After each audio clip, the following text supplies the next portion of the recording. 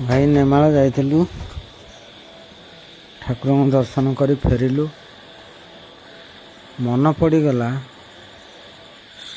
80 ଫୁଟର ତୁଳସୀ ଗଛ କେଉଁ ପୁରାତନ ଯୁଗରୁ 500 କି 1000 ଯୁଗରୁ ସେଠି ଏଠାରେ ଅଛି। ତାକୁ ପ୍ରଭୁଙ୍କର ନାଗଦେବତା ଜଗିକି ରହିଛି। କ'ଣ କରିବି ଭାଇ, ମୋର ତ ଭାରି ଇଚ୍ଛା ହେଲା। ଏ ଦେଖନ୍ତୁ, ଏଇ ଯେଉଁ ଗାତ ଦେଖାଯାଉଛି ସେଇଥିରେ ହିଁ ସେ ରହିଛନ୍ତି। ତାଙ୍କର ପ୍ରଭୁଙ୍କ ଇଚ୍ଛାରେ, ତାଙ୍କ ଇଚ୍ଛାରେ ସେ ବାହାରକୁ ବୁଲୁଛନ୍ତି, ପୁଣି ସେଇ ଭିତରେ ହିଁ ରହୁଛନ୍ତି।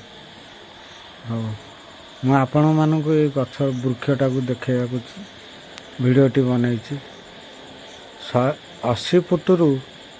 80 ଫୁଟ ଉଚ୍ଚତାର ତୁଳସୀ ଗଛ। ଭାଇ ଜୟ ଜଗନ୍ନାଥ,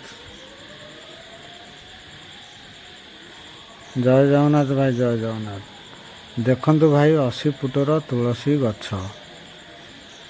ଆପଣମାନେ ଦର୍ଶନ କରନ୍ତୁ ପ୍ରଭୁଙ୍କର ଏ ଅପୂର୍ବ ଲୀଳା।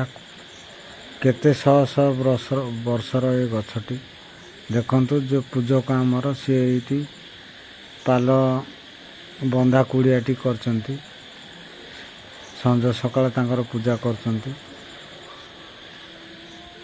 ସନ୍ଧ୍ୟା ନ ହଉଣୁ ପୂଜା କରି ପଳେଇ ଯାଉଛି। ଏଇ ଯେଉଁ ଦେଖୁଛନ୍ତି ପ୍ରଭୁଙ୍କର ଅପୂର୍ବ ଲୀଳା, କ'ଣ କହିବି ଆଜ୍ଞା।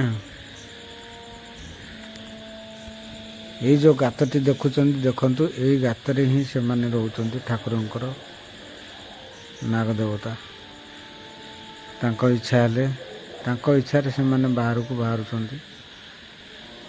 ଆପଣଙ୍କର ଯଦି ଠାକୁରଙ୍କ ଆଶୀର୍ବାଦ ଥବ, ଏ ବୃକ୍ଷର ଦର୍ଶନ କରିବେ। ଯାହା ହଉ, ମୁଁ ଆଜି ଦର୍ଶନ କରିଛି। ଜୟ ଜଗନ୍ନାଥ।